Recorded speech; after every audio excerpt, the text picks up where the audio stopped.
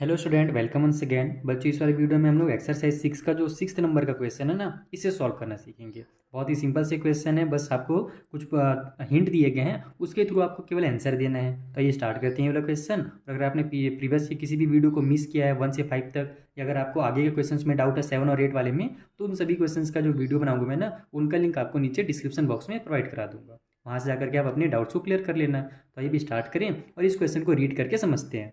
पहला क्वेश्चन में हमसे बोला जा रहा कि how many lines can be drawn to pass through a given point. यानी अगर आपको एक पॉइंट दिया हुआ है तो उसमें से आप कितने लाइन को पास करा सकते हो, कितने लाइन उस पॉइंट से गुजर सकते हैं। तो आइए इसको मैं आपको डायग्राम के थ्रू एक कॉपी में समझा देता हूँ। जैसे देखो, यहाँ पर पहले ही मैंने आपको क्वेश्चन नंबर 4 में समझाया था, लेकिन इसको छोड़ो, अलग से बना लेते हैं। एक पॉइंट है हमारे पास, ठीक है, इसमें से मैं एक लाइन गुजार दिया, दूसरा लाइन भी उस पॉइंट से हो सकता है क्रॉस, तीसरा लाइन भी उससे पास हो सकता है, चौथा भी हो सकता है, पांचवा भी हो सकता है। यानी अगर आप देखोगे तो अनलिमिटेड नंबर ऑफ लाइन जो है ना, एक पॉइंट से क्रॉस हो सकते हैं। समझ में आया? तो इसमें आप अपने मन से कोई भी वैकेब यूज़ करके लिख सकते हो कि अनलिमिटेड लिख लो, है ना, इन्फिनाइटली लिख लो, मैनी लिख लो, जो भी लिखना चाहो वो लिख सकते हो, कि है ना। और बाकी स्टेटमेंट अगर आप टीचर बोलेंगे तो इस तरीके से लिख देना कि many lines can be draw to pass through a given point. How को हटा दो, खत्म, यहीं से आंसर बन गया। या फिर इन्फिनाइटली यहाँ पर लिख दो कि infinitely lines can be drawn to pass through a given point, या अनलिमिटेड लिख दो। समझ में आया मेरी बात में मैं क्या कहना चाह रहा? यानी कि बहुत से लाइन हमारे जो है एक पॉइंट से पास हो सकते हैं। बस खत्म, यही इसका आंसर होगा, सिंपल। दूसरे क्वेश्चन में चलते हैं। How many lines can be draw to pass through two given points. यानी अगर दो पॉइंट हमको दिया हुआ है तब हम लोग उसमें से कितना लाइन गुजार सकते हैं। अब देखो, आप यहाँ पर एक लाइन यहाँ पर है, एक पॉइंट यहाँ पर है और एक पॉइंट यहाँ पर है। अब मैं एक लाइन और दोनों से गुजरना है, ये ध्यान रखना है। ये नहीं कि अलग अलग पूछ रहा है, दोनों से पूछ रहा है। तो इन दोनों पॉइंट से अगर मैं गुजारूँ तो एक लाइन मैंने यहाँ पर क्रॉस कराया। अब अगर मैं दूसरा लाइन क्रॉस कराना चाहूँ तो इधर से क्रॉस होगा, लेकिन इसी के ऊपर से, यानी वही लाइन होगी, दूसरा तो कोई लाइन बना नहीं।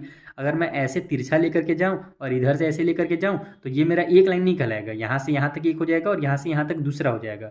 इसका मतलब क्या है कि अगर मैं दोनों पॉइंट्स में अगर क्रॉस कराना चाह रहा हूँ, दो दिए हुए पॉइंट हमारे पास, और दोनों से अगर मैं क्रॉस कराना चाह रहा हूँ, तो मेरे पास केवल एक ही ऐसा लाइन मिलेगा जो दोनों पॉइंट से क्रॉस हो सकता है। तो इसका आंसर क्या हो जाएगा कि ओनली वन लाइन, ठीक है, कि only one line can be drawn to pass through two given points. यानी अगर दो पॉइंट्स दिए हुए हैं तो उसमें से केवल हम एक ही लाइन को क्रॉस करा सकते हैं। तो ओनली वन इसका आंसर हो जाएगा, ठीक है। आगे चलते हैं। In how many points can the two lines at the most intersect. यानी कि हमारे पास कितने पॉइंट्स ऐसे हैं जिसमें जो दो लाइन्स हैं वो एक दूसरे को इंटरसेक्ट करेंगी।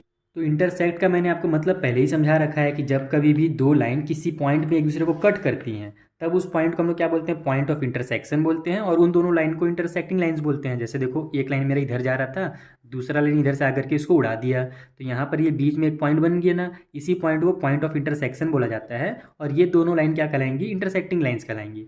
तो अगर हमारे पास दो ही लाइन है तो केवल वो एक ही पॉइंट मिलेगा आपको जहाँ पर वो दोनों एक दूसरे को कट करेंगी।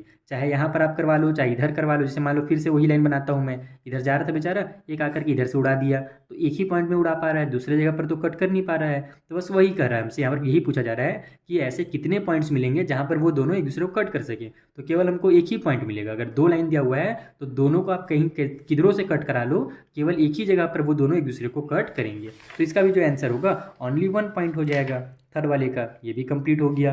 फोर्थ क्वेश्चन देखो कि if A B C are three collinear points, name all the line segment determined by them.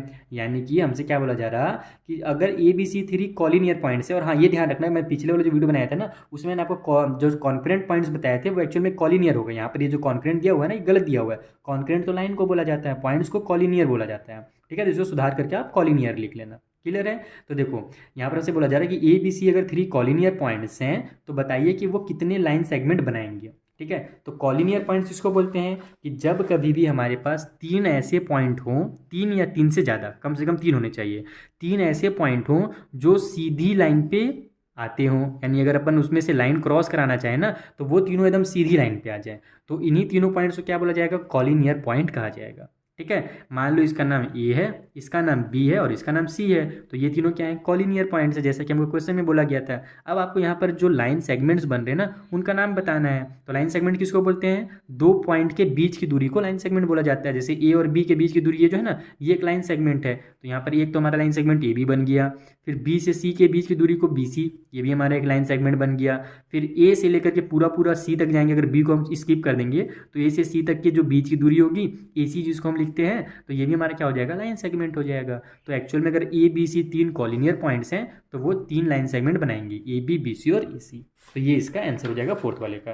I hope आपको बहुत अच्छे से समझ में आ गया होगा, कुछ भी डाउट वाला क्वेश्चन था नहीं, सिंपल सा क्वेश्चन था। मिलेंगे अपन नेक्स्ट वीडियो में, यहाँ पर जो आगे क्वेश्चन है ना, उनको भी मैं आपको इसी तरीके से एकदम सिंपल मेथड में समझा दूंगा। Thank you for watching.